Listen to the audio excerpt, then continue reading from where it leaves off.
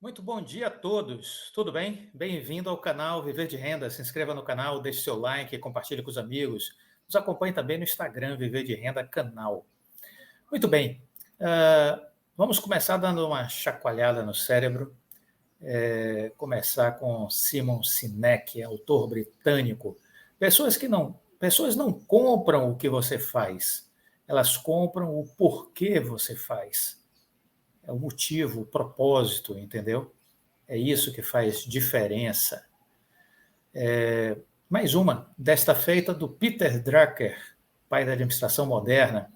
A coisa mais importante na comunicação é ouvir o que não está sendo dito. Olha, eu aprendi isso no decorrer da minha vida profissional. Isso foi uma grande lição, um grande aprendizado e que exige um esforço permanente. Existe aquela comunicação verbal, aquela comunicação que é manifestada, que você está vendo ali. Existe uma comunicação escrita, que é o que você está lendo, né? Mas existe o que um empresário me ensinou, um bilionário com quem eu trabalhei, ele me dizia o seguinte: observe as entrelinhas. Eu ficava no início sem entender, como assim entrelinhas? Entre uma linha e outra não tem nada. Ele dizia, não tem. Existe, às vezes, algo por trás das comunicações, algo que não está sendo falado, algo que não está sendo escrito, mas que está ali subentendido. Isso faz todo sentido com o Peter Drucker, não é? A coisa mais importante na comunicação é ouvir o que não está sendo dito. Então, tomem isso como uma lição importante de vida. Eu acho que isso é bacana. Jim Rohn, que é um empreendedor americano, ele diz assim: ou você diminui os seus sonhos, ou então você aumenta as suas habilidades. A escolha é sua. É isso. Porque você precisa ter habilidades. Se os seus sonhos forem grandes, suas habilidades precisam ser cada vez maiores, né? Isso exige foco, isso exige disciplina, isso exige perseverança, não é? É isso. Olha, a Bloomberg saiu com uma notícia falando sobre uma empresa, né, americana. Esta empresa pegou carona na febre da inteligência artificial e já se valorizou este ano 80%. Aí eu fui ver a matéria para ver que pérola era essa, né? 80% já esse ano. A febre dos sistemas de inteligência artificial generativos, como o ChatGPT, da empresa OpenAI, tem impulsionado os ganhos da empresa NVIDIA na Bolsa norte-americana em 2023. Os papéis da fabricante de chips gráficos e equipamentos de alta capacidade de processamento acumulavam ganhos de 81% em 2023 até a quarta-feira, 22 de março. É a ação com o melhor desempenho do Standard Poor's 500, principal índice de ações dos Estados Unidos. Em conversa com jornalistas, o CEO da empresa, Jensen Huang, afirmou que espera que as receitas geradas com as vendas de equipamentos para sistemas de inteligência cresçam de uma pequena fração, na casa de um dígito atualmente, para uma participação bastante grande nos próximos 12 meses. Nos próximos 12 meses. É isso, né? NVIDIA. Estude as empresas. É fundamental você estar atento e estudar as empresas para perceber os seus potenciais, né? E tentar encontrar os melhores momentos. Quando você identifica uma boa empresa, você precisa encontrar os melhores momentos de entrada. Não basta encontrar uma boa empresa. Você precisa encontrar o melhor momento para adquiri-la, entendeu? Isso é importante. Se você quer aprender isso, venha fazer a nossa mentoria. Vai lhe ajudar muito. Se você for mentorado meu, vai lhe ajudar muito a entender o que é uma boa empresa e o melhor momento de entrada. Você vai entender isso na mentoria.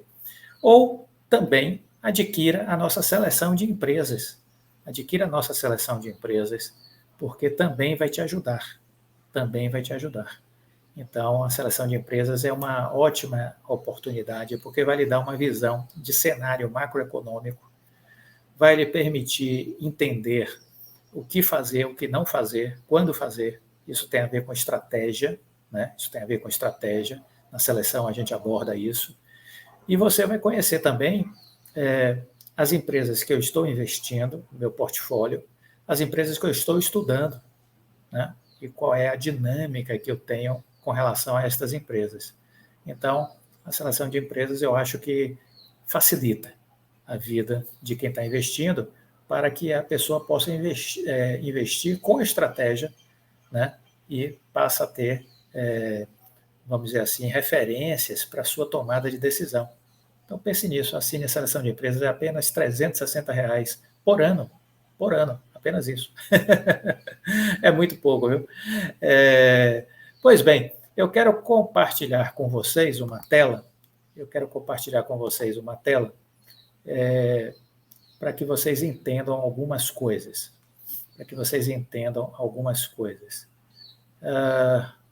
Vamos começar compartilhando isso aqui.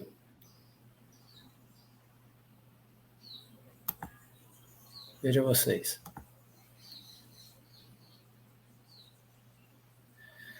Europa vê crise bancária crescer.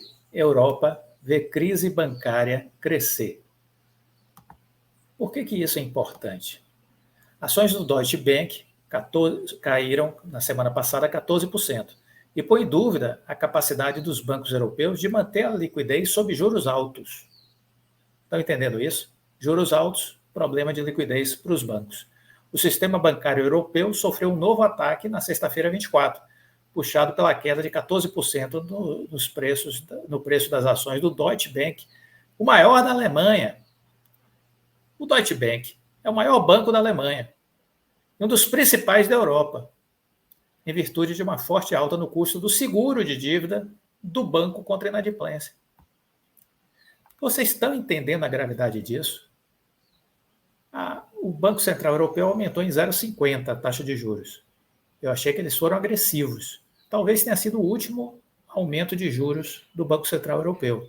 O Banco Central dos Estados Unidos ia aumentar 0,50, só aumentou 0,25.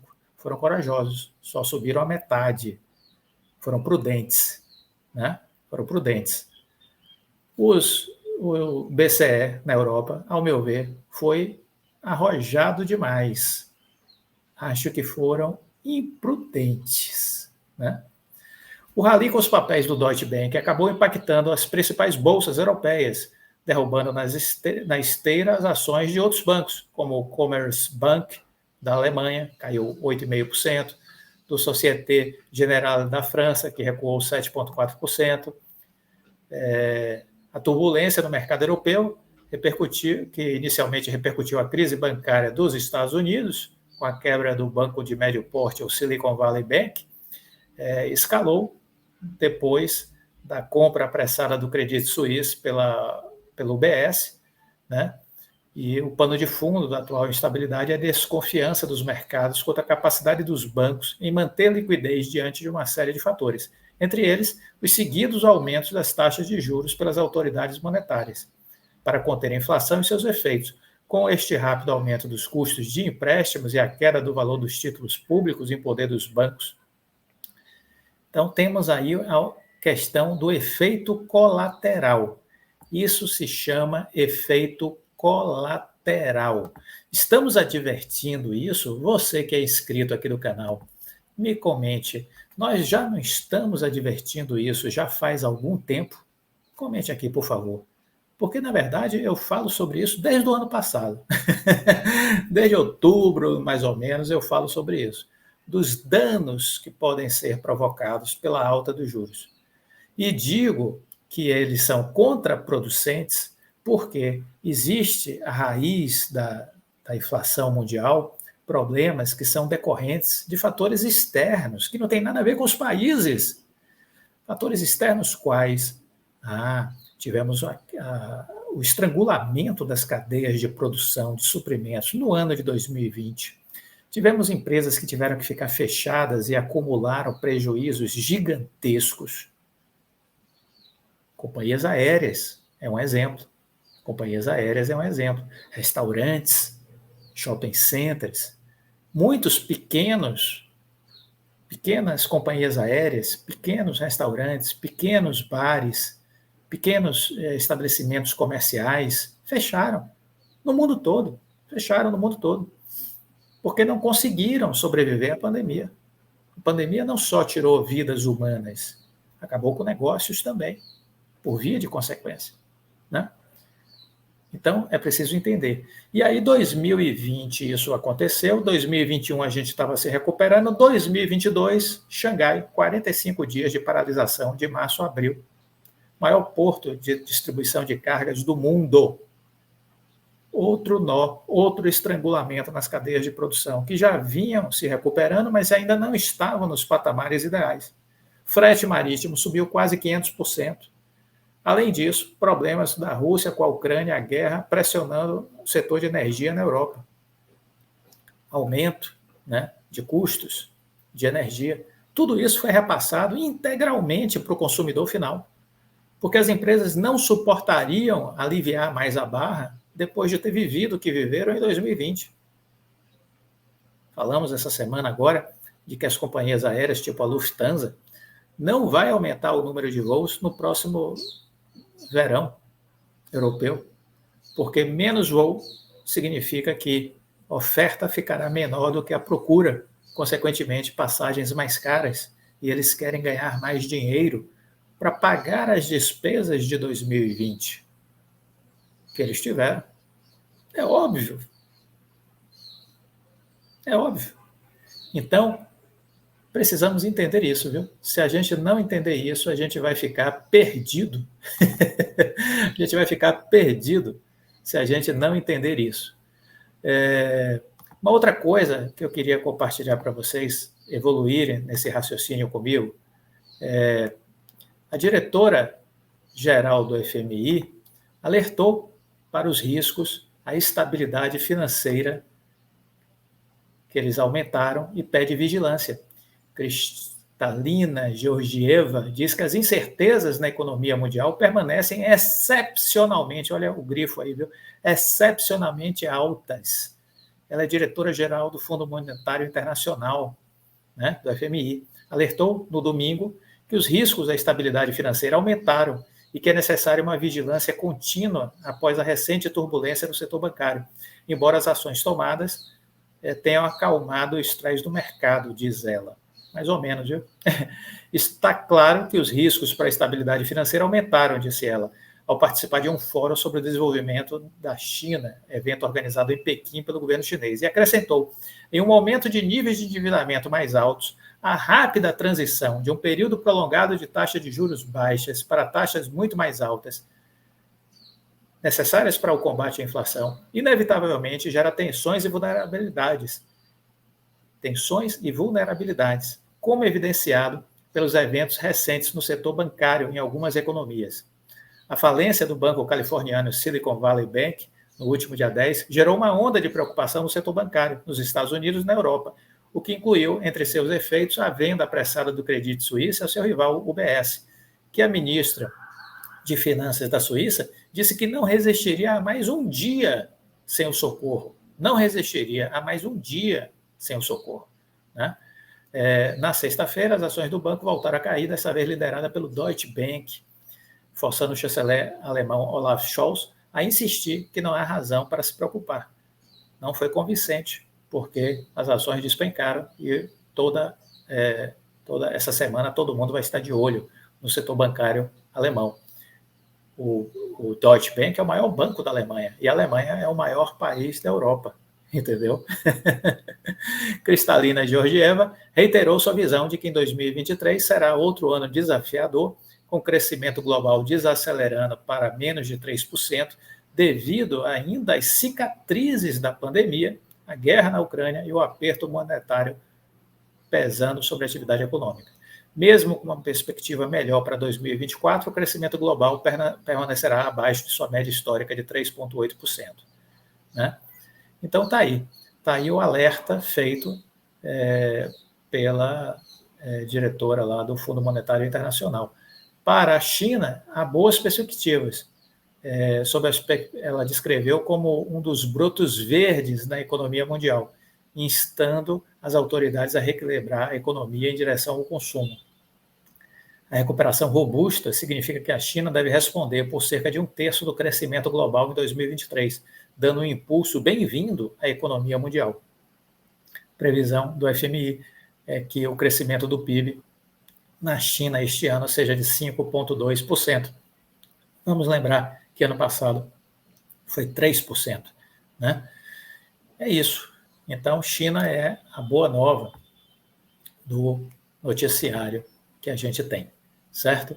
É isso que a gente precisa entender. Então, o mundo está vivendo um momento mais delicado, o mundo está vivendo um momento de turbulência. A gente não pode perseverar na alta de juros nos Estados Unidos, na Europa, sob pena de reviver os fantasmas de 2008. Porque se um grande banco balançar, eles criam uma crise sistêmica mundial. Então, se um Deutsche Bank balançar, cria uma crise sistêmica mundial. É isso que a gente precisa entender. É isso que a gente precisa entender. E esses tremores estão sendo causados pela alta de juros. Esses tremores estão sendo causados pela alta de juros. É isso que a gente precisa entender. No Brasil, isso também está provocando danos. Por isso, defendemos que é hora de baixar a taxa de juros. A Oi pediu, essa semana agora, nesse início de semana, com pressa, a liberação de financiamento emergencial à Justiça. A Oi disse à Justiça, endereçando um ofício lá ao juiz Fernando Viana, que precisa que ele autorize urgentemente o financiamento emergencial, que a empresa possa fazer um financiamento emergencial, para garantir a continuidade das suas operações de curto prazo, uma vez que entraves regulatórios impedem acesso ao dinheiro obtido com a venda das torres fixas, a Highline. Esse dinheiro, essa venda foi autorizada pela Anatel, mas a Anatel ainda espera que o TCU dê o ok final para que as torres sejam vendidas à Highline. O valor é 1,5 bi, 1,7 bi mais ou menos. 1,7 bi, se não me falha a memória. Ou seja, o dinheiro, a Oi fez uma venda, o dinheiro foi depositado numa conta, mas não pode ser usado. Porque, embora a Anatel tenha dado ok, ainda pediu uma posição final do TCU a respeito disso. Perceberam como é a burocracia brasileira, como isso mata as empresas? Isso chama-se burocracia, não é burocracia não, pode dobrar o R aí, é burocracia. Esta burocracia mata empresas, tira empregos, afasta investidores. Então, isso é raciocínio jurássico do século XX, né? Dos dinossauros que habitavam o mundo ainda no século XX. Aí a Oi está dizendo que precisa com urgência de um empréstimo de 1,44 bilhão de reais. Não, de real. 1,44 bilhão de real. Que será pago em 2024. Agora veja a pérola. A Oi vai pegar emprestado 1,44 bilhão de real por conta do atraso da liberação do recurso que está em conta, mas não pode ser usado por conta do TCU, Tribunal de Contas da União, que foi envolvido pela Anatel para dar o ok final nesta operação de venda das torres da Oi para a Highline. Aí, por conta de não ter botado no caixa 1,7 bi da venda, a Oi vai ter que tomar um empréstimo de 1,44 bi, às pressas, para custos de curto prazo. Esse empréstimo vai ser pago em 2024. Agora, pasme, a Oi vai pagar juros em 15 meses de 23%. Você percebeu que loucura isso? A Oi vai tomar um empréstimo de 1,44 bilhão para pagar, ano que vem, com juro de 23%. Você escutou direito, viu? Você escutou direito. Lamentavelmente, você está escutando direito. Lamentavelmente, você está escutando direito. Certo? É impressionante essa notícia. É impressionante do ponto de vista negativo, né? Impressionante do ponto de vista negativo. Temos vários problemas aqui, né? Primeiro, a não liberação do recurso da venda das torres para a Highline. A burocracia brasileira. A burocracia brasileira sangrando as empresas. Sangrando as empresas.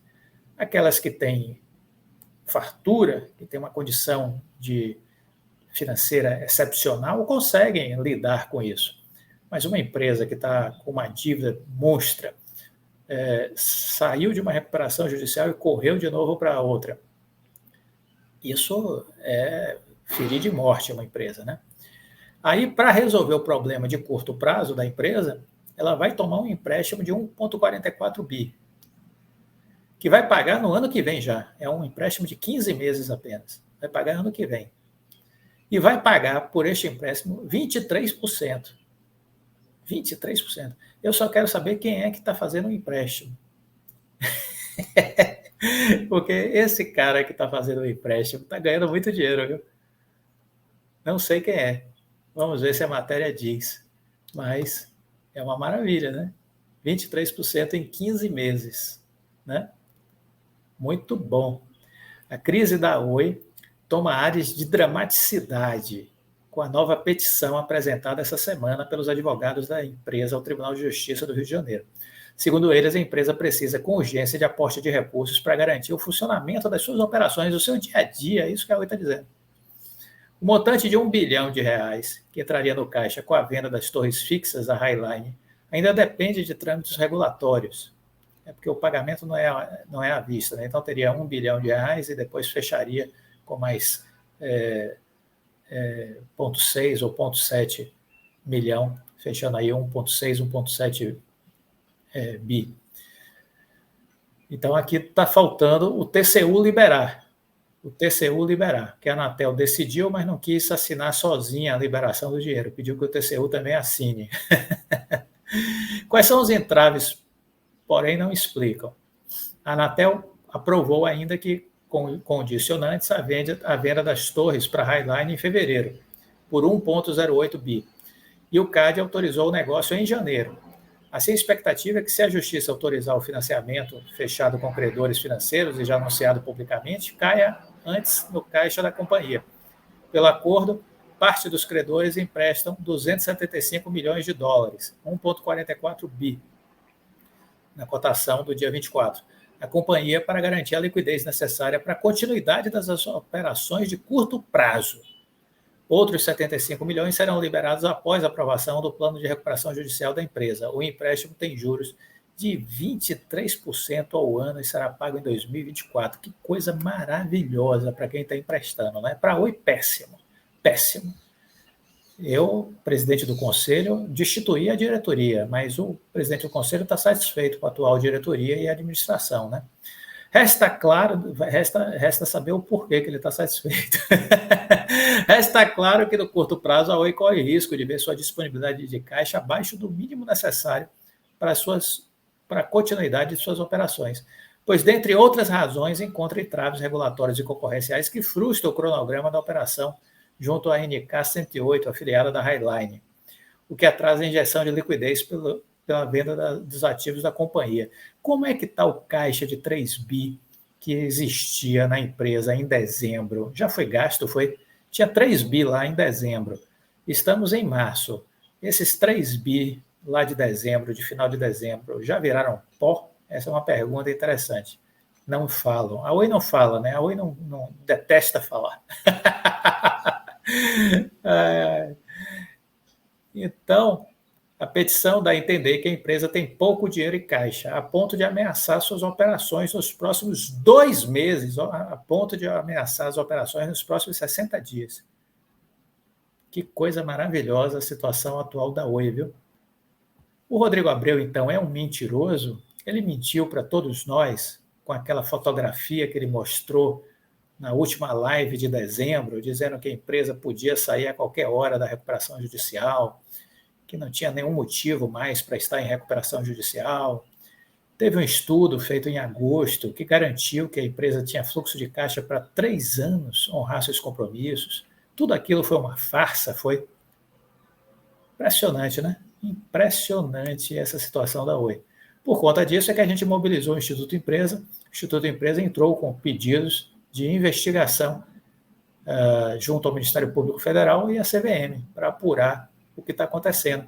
Essa falta de consistência nos números apresentadas pela empresa, pelo presidente da empresa, as movimentações atípicas das ações subindo e descendo, aquela fala do Jacuski dizendo que a Oi ia sair da recuperação judicial, mas que ia pedir uma nova e que nessa nova ela iria entregar a empresa toda para os credores praticamente.